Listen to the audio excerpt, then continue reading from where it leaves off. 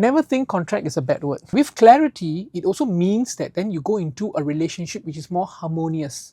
When there's any disputes, you are able to then have a document that you can refer to and address any concerns or issues.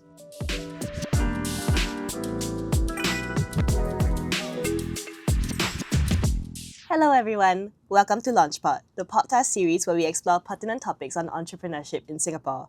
LaunchPod is an initiative under Launch, NLB's business information and advisory service for aspiring entrepreneurs, freelancers, and micro-businesses. I'm your host, Jennifer, a librarian with the National Library Board. And in today's episode, we're diving into two pillars of what is important for a freelance career, contracting and reputation. Whether you're negotiating your first freelance contract or looking to elevate your personal brand, this episode is packed with tips and real-world advice to help you advocate for yourself, build a strong reputation, and establish your value in a competitive market. So joining me today is our guest, Jaga. Hi, Jaga. How are you doing today? I'm good. Would you like to introduce yourself to the audience? Yes. Hi, my name is Jaga. I'm the Assistant Director for NTUC's Freelancers and Self-Employed Unit. In short, we call ourselves NTUC UFSE. We advance the interests of our self-employed and freelancers in Singapore. Thank you very much, Jaga. So good to have you on today. So just to give you a little bit of context, last episode we discussed about intellectual property and a little bit about contracting. So today we will be discussing basically how to protect that. So how can a contract help you to protect your IP, how it affects your reputation, and about personal branding. So maybe contracting might make some people feel intimidated, but it's actually really essential for freelancers. That's something that we covered last time. So could you tell me a little bit about why contracts are so important for freelancers and what are some key elements every freelancer should include in their contracts? Yeah, so that's actually a very fundamental and very basic for every freelancer when they take up jobs. So it's like any other employees today, when you take up a job offer, you're offered an employment contract. So it is no different from that for the cases of freelancers. The difference is that for every job that you take, you need to have a contract. The reason is quite simple. First is to actually have clarity on what you are expected to do or what is the services that you are actually been providing. This is not only a clarity for yourself as a freelancer, but also a clarity for your client that you're providing the services for. So hence there's clarity for both parties. And with clarity, it also means that then you go into a relationship which is more harmonious. And therefore, in the case of like when there's any disputes, you are able to then have a document that you can refer to and address any concerns or issues. So if everybody's sort of like expectations are set, right? It's a document that protects everybody involved. But I think a lot of people still are very overwhelmed by contracts, maybe because it's like put in paper, so they think, oh, it's a document that is legally binding. But having one is actually very important for freelancers. So actually, could you take us through some common mistakes that freelancers make when drafting or signing contracts? Yeah. So first and foremost, I think the key mistake that some freelancers do is they don't even have a contract. Yeah. So sometimes the service buyers do provide them with a contract and they may not know what are the things to look out for in a contract. But I think on the first step would be, even if a service buyer do not provide you with a contract and you are communicating with them through an email or WhatsApp, it is good to put it down in a single document in a way that both parties understand that this is what you're going into. So that's the first thing I feel that freelancers should set the standard for themselves and for the industry to have a written contract. Then the next question will be, then what should be part of the contract? Right. So some of the key areas that we feel that the freelancers sometimes do not look up for are the scope of work. So they may actually write it very briefly. So hence then when you write it too briefly, then it can be subject to interpretations when you start doing your work. Then when the client comes back to you and then say that, no, this is not what I wanted more or wanted less. And then this leads to actually a dispute over payment, right? The other part of it is, even if they actually agree on a certain payment, another mistake was they may not have actually stated about like when the payment is being made or whether there is actually any milestone payments, whether there's a deposit or at any point of time of your project, that they actually get some money. So they may just state very briefly that this is the amount that has to be paid for the services, but they may not actually state the mechanisms, when and how the money is being paid. So all these are actually very essential to actually protect freelancers. Right. So actually, if it's anything about money, it's about bread and butter, right? It's about protecting your interests and protecting your rights. So other than setting a contract to protect freelancers, how can one set a strong personal brand that sort of sets them aside from others? Yeah, so I think one of the key things is, I think for each freelancers, they would have a certain niche skill or an area of expertise. So they will be able to actually brand themselves and having that. But going back to contracting again, actually builds up the professionalism as well. That means the way they offer services. So it's a bit of like the code of conduct and ethics, professionalism in the way they deliver their services, which is again no different from anyone who provides the kind of work services in an employee setting as well. Right. So it's no different.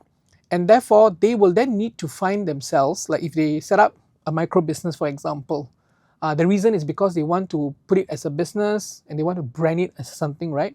And there is a reason for them to do so. And people will then recall them using a certain brand. Right. And that's very important in today's social media age, where there's information all out there and then the community is very small. So how you do your services by word of mouth, actually many freelancers do get jobs also through word of mouth as well. So therefore the branding and reputation is very, very critical for them. I see. Could you maybe share like a couple of examples of how one might build their brand? So let's say, for example, this freelancer is fresh, very new to the freelancing landscape. What are some maybe like top tips of how they should behave or what they should do? So I think having conversations with their service buyers is very essential. So if they actually develop a checklist for themselves when they engage, for example, in the case of like a freelance photographer, so you're going to offer services, and then when you engage the client, before you draft the contract, you actually have a checklist of questions to actually ask them. And that actually can form the basis of what will then appear in the written contract. So when you do that, the service buyer or the client will then feel, oh, okay, so this person is doing it in a very professional way. Yeah, so that builds confidence, right? And then it also enhances the relationship between both parties. Right. So therefore, you have to see those branding and reputation, tie it back to the contracting and also the work ethics, conduct, and professionalism as one piece, even though they may look different. Right. So instead of treating them as like discrete, separate packages, you look at them as like one full set. Yes. Are there any resources for freelancers if they are having trouble with this sort of skill? Yes. So I think, firstly, in NTUC UFSE, the Freelancers and Self-Employed Unit, we do run programs at the UFSE Center in partnership with NLB, where we run a fundamental series for freelancers, Right. or we call it the Freelancing 101. Yes. So in this series, we actually cover on key areas such as branding, reputation, contracting, and so forth. These are basic modules that allows freelancers to actually level up on the knowledge, especially for those who are new into freelancing.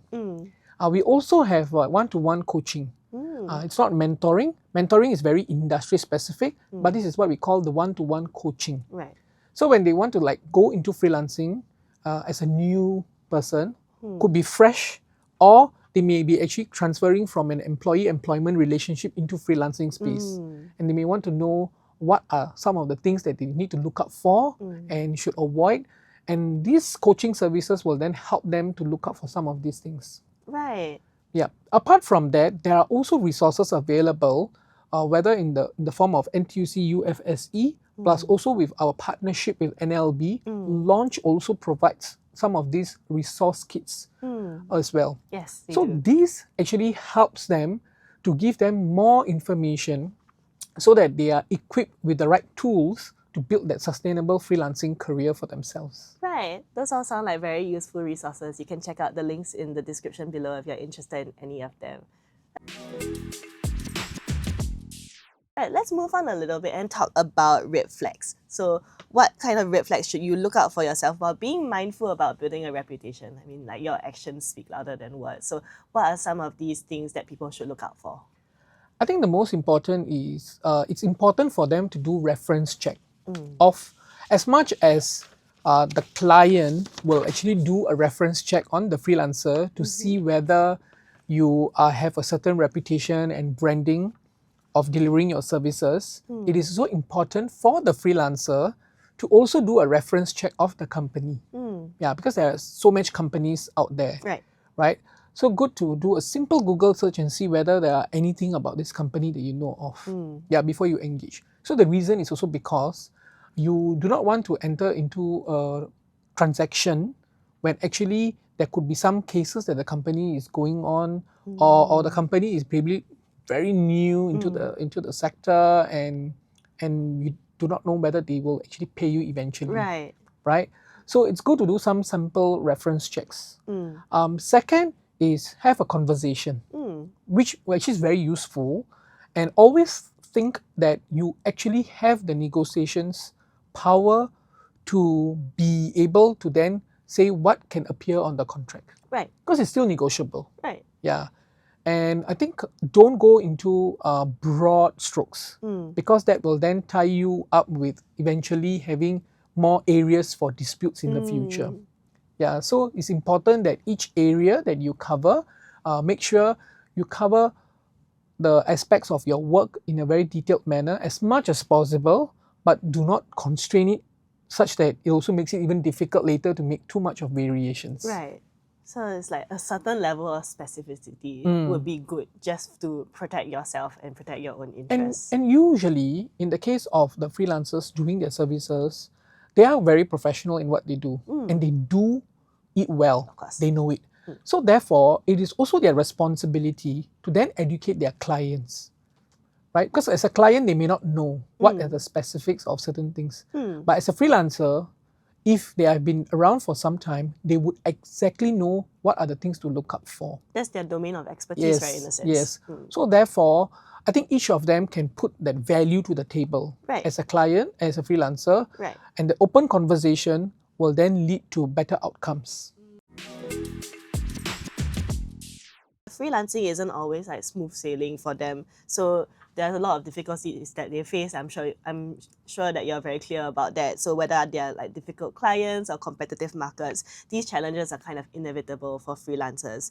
Could you maybe share some advice with our freelancer friends about how they might navigate through these choppy waters while maintaining their reputation? Okay, so I think one of the tools or resources that is available out there is a tripartite standard. So tripartite means it's that three parties have actually come together, whether in the form of the employers, the employees, as well as the government, has come up with various standards for various groups of workers or segments. So among the standards, there are two standards which are dedicated for freelancers. One of which is the Tripartite Standard for contracting for self-employed persons, and the other one is the Tripartite Standard for procurement of media freelancers.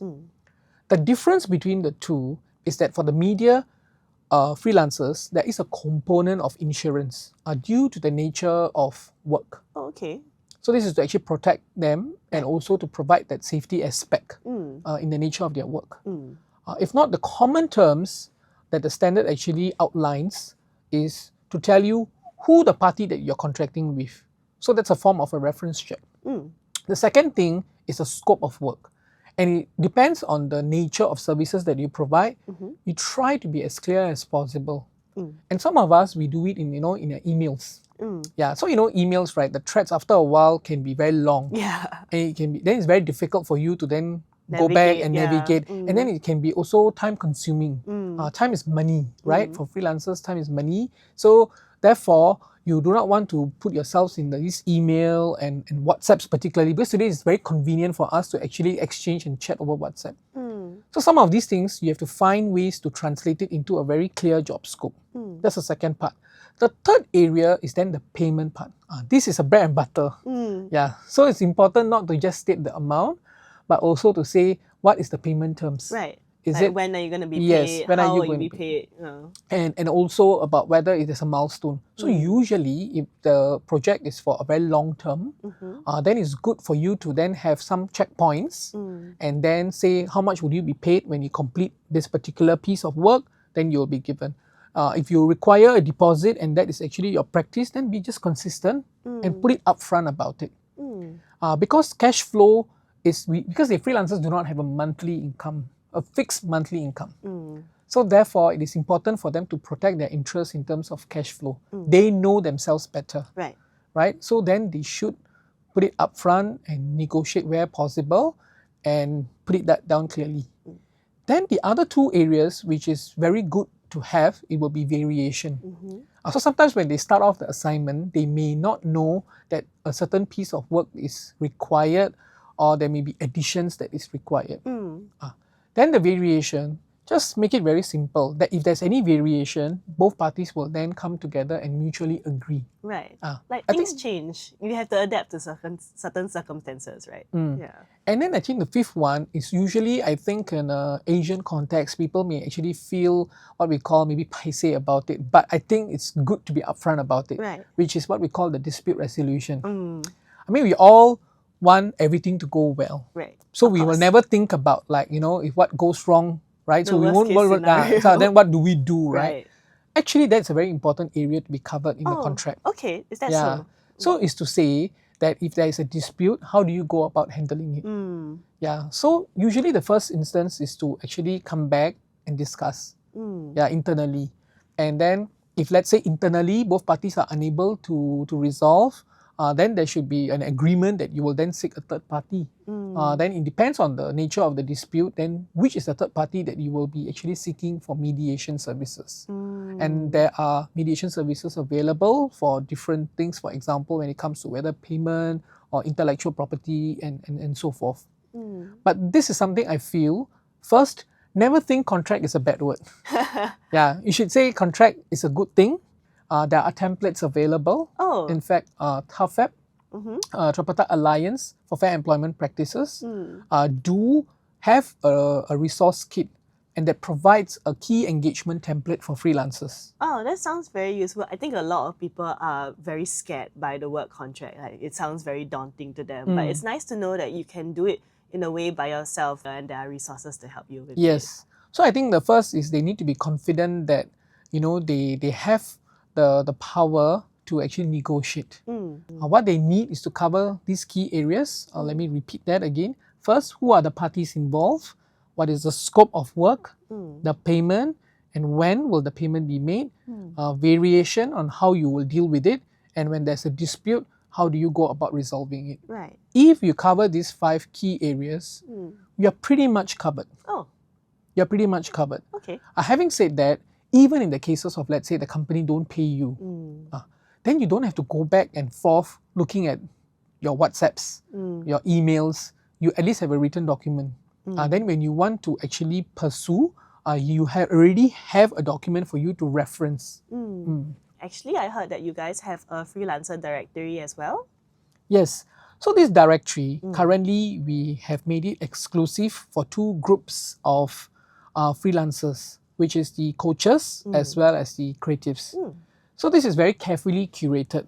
Again, we ensure that the freelancers who come on board agree to the ethics, code of conduct and professionalism of fair contracting principles. And we have listed them in our UFSE directory where service buyers or clients can use a simple tool to navigate the services, whether they want a creative or a coach or in a certain area of aspect, whether photography, videography or content creation. And then after which they can then select and then pick up one of the freelancer and engage them for the services. So these freelancers in this directory are actually well informed on the essentials of contracting. So therefore, when any service buyers engage them, they will actually be asking them, will you be providing a contract? And if they don't, they will offer their contract. Usually they need to write the contract one time because the nature of work is quite similar, right? It's only a different client that you deal with and then they'll sign some. So therefore, you will already fine-tune your contracts over time and you can get better. I see. Yeah. Okay, yeah, that sounds really great. It sounds like that will make just now you were talking about like referencing and like doing your search first. It sounds like they will make that process a lot easier for both the clients and the freelancers.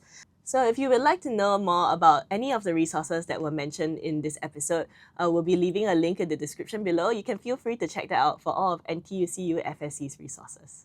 Thank you very much for sharing your expertise on contracts, reputation, and how freelancers can advocate for themselves in this ever-evolving landscape. So next episode will be our final episode. In our final episode, we will dive into the world of platform workers such as your taxi drivers and private hire vehicle drivers, and also the unique challenges that they face.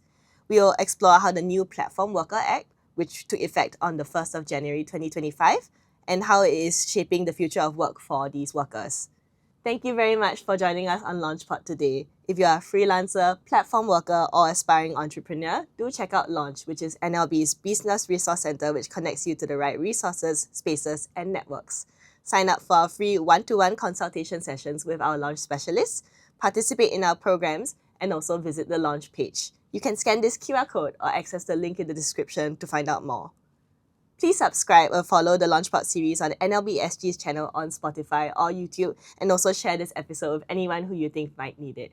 That's all for LaunchPod today. My name is Jennifer. I'm the host for today. Thank you very much for coming, and we'll see you next time.